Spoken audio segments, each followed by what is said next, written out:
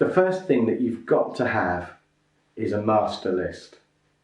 This is a list of everything that you've got to do written down. And when I say everything, obviously you're not going to have get up and eat breakfast and things like that. But on here you're going to have all the big things, all the projects, all the things you want to learn about, things you want to do. It's not the same as your goals though.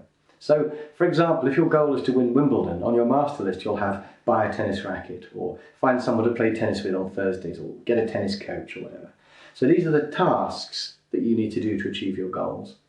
They may not come from your goals though. They might be just other things you think, I must sort the shed out. It's not exactly a goal, but it's a task.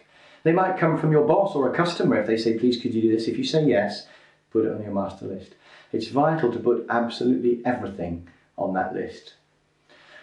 Clearly, if you don't put everything on the list, or if you don't even have a list, then you're going to forget things. Also, there are some more subtle problems which come from not having a master list. Like, you can't plan, because this is your raw material for planning. Once you've got everything written down, you can look at it and you can think, I'm not going to do that actually. That I will do, but later. That one I need to do soon. That one I'm going to delegate. So it's your raw material that you can look at and decide what you're going to do with. Most of the things on the master list are going to be box 3 tasks. Things that you regard as important, which may not necessarily be urgent. So your master list will help you to be a box 3 person, and of course that's what this whole course is about really.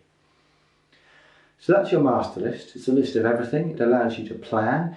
It will also stop you being reactive, because a lot of people just drift through life reacting. They go to work and they say, what shall I do today, boss? But if you've got a master list, then you can look at it and you think, right, I'm going to spend some of today doing this.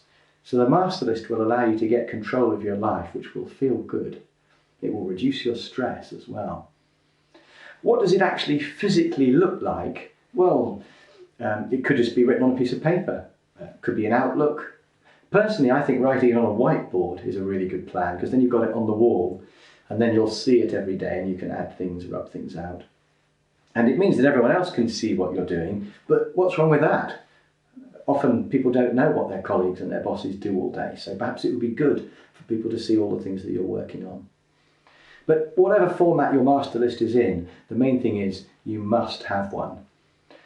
In terms of time commitment, how long would it take you to write a master list? Well, I would suggest that in less than half an hour, you could get a list of pretty much everything.